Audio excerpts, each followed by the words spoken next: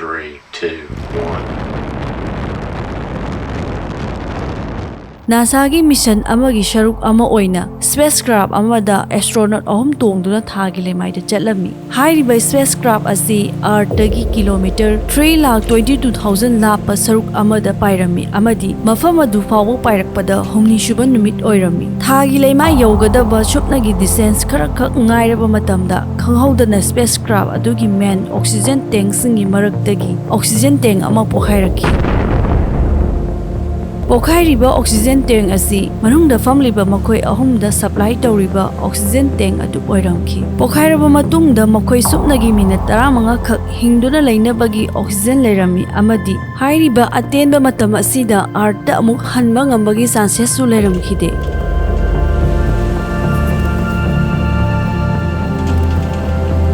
Wari asi April 1970 da thokiba asengba wari amani. Thaudo asigi sahi amagi mamang haibadi 1969 da Apollo 11 na mai pakna thagi leimai da landing tawki amadi Neil Armstrong na ahanba oina thagi leimai da khongdaba misak adu oiki. Masigi matung Apollo 12 su mai pakpa mission ama oiki. Hairiba mission ani asigi matung da Apollo 13 asi thagi leimai bu manung hutna thizana ba chatpa mission ama khakni. Spacecraft kudimakta numitagi lakadaba radiation singa thoknaba amadi spacecraft adugi manungda aikhoigi Earth ka chap manaba atmosphere design tawi loinana pressurized cabin oxygen tank amadi carbon dioxide filter tawnaba system loinamak spacecraft kudimakta yawi karingba asoiba ama yawraklabadi spacecraft adu kaigadoribani amadi manungda tongliba astronaut pumba kanba ngamdana sigadoribani. Makhoina landing tawgadoriba thagi leimai asi asteroid kumbana tasinbadagi semkhiba craters kumba mafamdani maramdi marik chumna manung hanjina study toba yanabagidamak mission asigi commander na James Lovell kawi aduga module pilot na John Swigert amadi Fred Haise Makhoi anini 11 April 1970 numit asida Florida da leiba John F Kennedy Space Center dagi Makhoi ahum spacecraft adu tongduna paikhalami. Spacecraft asi saru ahum thokna khaidokpa yai. Ahanbada command module kawi. Makhoigi ayamba matam asi haiba command module asida leigadoribani. Anisuba saru asina lunar module kawi. Masigi mathaudi thagi leimaida landing tawba amadi thagi leimaidagi astronaut singbu amuk Earth ta puraga lakpa asini. Ahum suba aroiba saruk asina service module kawi. Spacecraft asigi engine amadi oxygen tank na singba yawba saruk amani. Makhoigi plan asi ahambada Earth ki orbit tagi thoraklaba matung paiduna laklaga thagi orbit ta amuktang koiramlaga Makhoi ahumgi manungda Makhoi ani lunar module da tongduna spacecraft tagi undok toraga thagi leimaida land tawgadabani amadi thagi leimaidagi sample collect toraga lunar module tongduna thagi orbit ta lakani thagi orbit ta leiriba spacecraft aduda amuk re-attach toraga Earth ta halakadabani. Makhoina Earth dagi paikhalaba matung 55 hours ki matungda 3,22,000 kilometer Earth dagi lapna tha tamna yamna yangna pairami. Routine checkup ama oina astronaut amana oxygen level check tawranaba button ama namlami adubu mana hek namlubaga spacecraft adu khangin inba dongna taroklami. Command module da phamliba astronaut Makhoi ani su khangin ilaiba sikarino haiduna check tawba horaklami. Khanghaudana master alarm khongba horaklami amadi electrical power failure signal lighting nganba horaklami.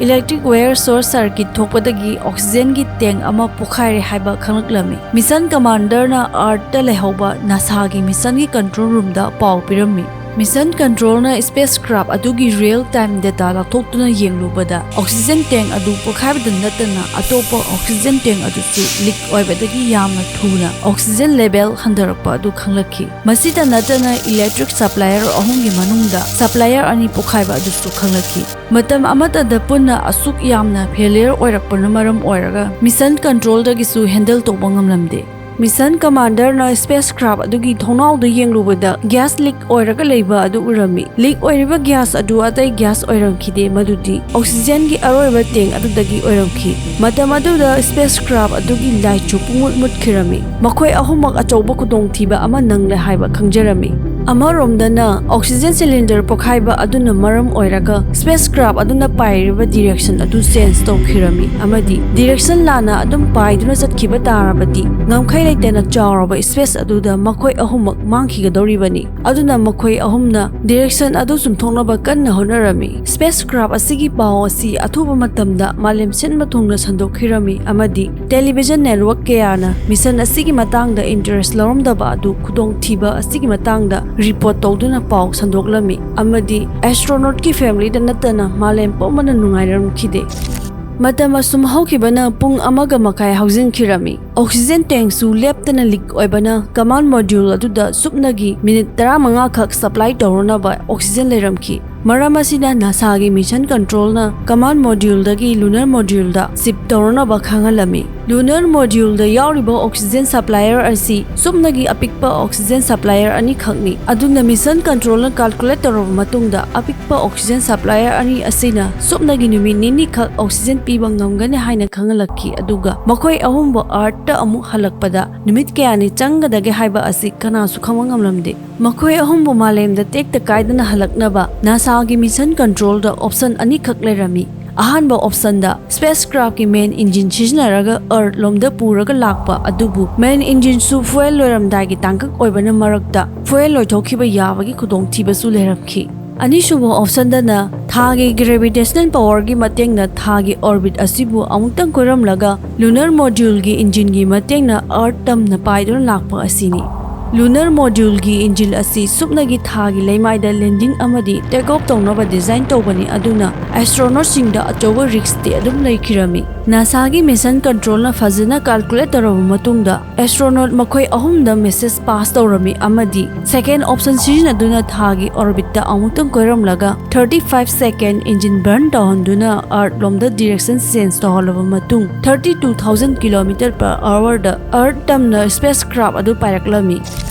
Makhata na aruba condition amadi adum mayokna batarami madudi earth ke atmosphere yodringe mamangda lunar module dagi command module da amu hana lakpa mathau tarami maramdi command module asi earth ta amu halakpada season na batongana design toba spacecraft gi part amani Makhoi ahum space suit chetuna command module da amuk laklami adubu power supply leitabana maram oraga computer na singba loinamak off leramki masina maram oraga freezing point dagi hena satina inglami earth ke atmospheric layer fauduna lakpa yanaba makhoi na spacecraft gi atopa modules in thadolamki amadi control amta yaudana atmospheric layer fauduna lakpa horami akanda friction na maram oraga minute ahum phawba mission control ka paw phawna bangam khide amadi makhoi ahum makudong thiba thoktuna Wai tharam lani khanduna yamna nungainaram khide adubu thanaba mi kupta khangaudana mission control da paw phawrki amadi mipum kudimangna harauna khi earth ke atmosphere da hack changlakpaga makhoi na parachute deploy tawduna Pacific Ocean da tarami amadi makhoi bu rescue tawki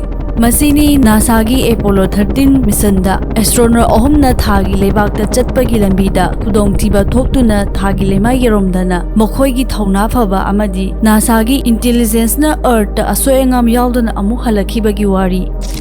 Aroibada mayamna wari sibu nungai biragadi like share subscribe tawbiramo mayamna pibirakba comments amadi like aduna hena hornaning bagi thauna ama fauzai aduga comments ki hack mathang de yawba hype adu su soidana nambiramo adudi mathangi nungairaba video amada amuk thengnarasi mayam